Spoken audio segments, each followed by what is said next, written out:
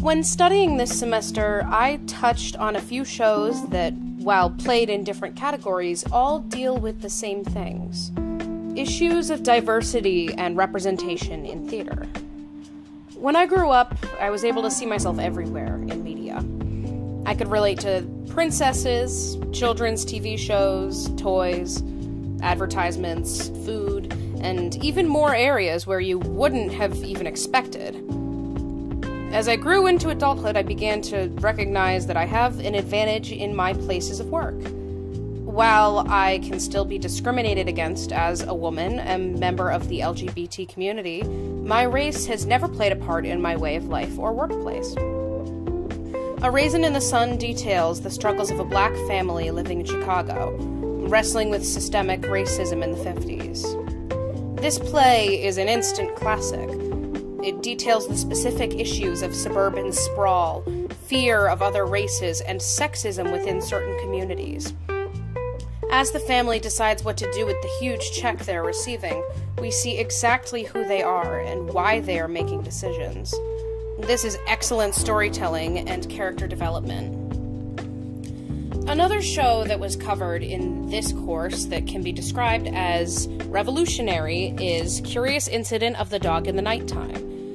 This show provides representation for people who lie on the autism spectrum in a new and curious way. Technology. Much of Curious Incident's script is derived from the novel, keeping words bare and minimal. The real representation does lie in characterization, yes, but also in the tech. Lights and sound are important in this production. Many times, colors and frequency of lights can signify things, such as a calm beach memory, using blue light, representative color of tranquility, and calming incidentals, or an episode, represented by pulsating electronic music and flashing red and white lights, overlaid with loud voices. This helps to represent Christopher's feelings as an autistic child. These loud and jarring moments are meant to make the audience feel uncomfortable. It is a shortcut directly to the feelings. Now, Ragtime is a show that I've become heavily involved with. It details racism at the turn of the century. When analyzing the show, I found there are three leads: Mother, Coalhouse, and Tata. They are all of different races, yet they are tied by their humanity.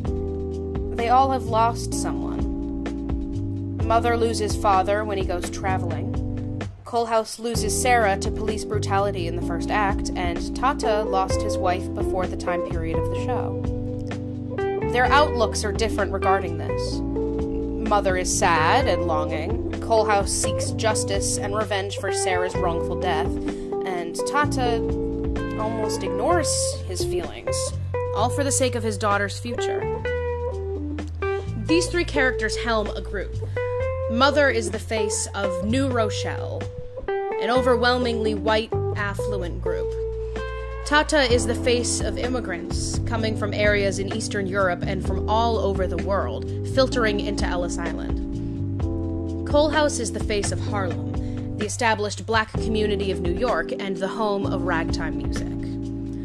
This story explores racism delicately, with shocking lyrics in baseball games. There's hardly one American name. Yeah, Hetzog! It's basketball! Jimmy Polak! It's basketball! Kill the kite! What a game! But also faces it head-on with the controversial use of the N-word. Controversial? In a story? Yes! Actors and directors in high schools and community theaters have actually changed the script to fit what they are comfortable with using. This has created many strange and less impactful productions of Ragtime. Not only does this lessen the impact of the powerful story of Ragtime, but these script changes are highly illegal and can result in hefty fines against the theater organization. My opinion? If it makes you uncomfortable, good. As actors, we're required to tell stories, and our goal is the same. To not only be storytellers, but activists and politicians. Sometimes we portray the people that we hate for the sake of teaching a lesson. we have to step into the skin of hateful people that others would never touch with a 10-foot pole. If you leave a show I am in, and you haven't considered a different viewpoint, or changed your mind on an issue, then I have not done my job. If Ragtime's intense scenes of racism have not caused you to feel empathetic embarrassment and disgust, then there is something wrong.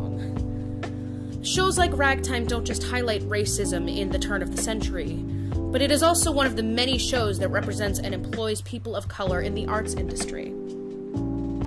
One of your own kind, stick to your own kind. A boy who kills cannot love, a boy who kills has no heart. Performances like these should have been left in the 50s and 60s.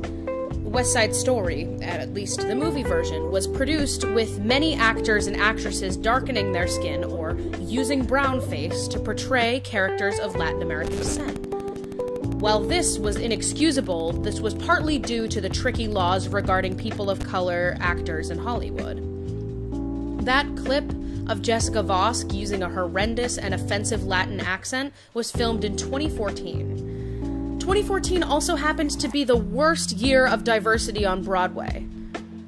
There was a huge amount of Asian representation on Broadway that year, but it was entirely from The King and I. Thankfully, diversity on Broadway has increased, and awareness of diversity issues has increased even further. Actors, directors, musicians, producers, and more have been speaking out on new and old injustices and have been providing love to people of color actors. Look out for my thesis on Angels in America. This course culminates in a thesis on how all the plays I study relate in telling stories on minorities, representation, diversity, and show very real issues that still plague modern society.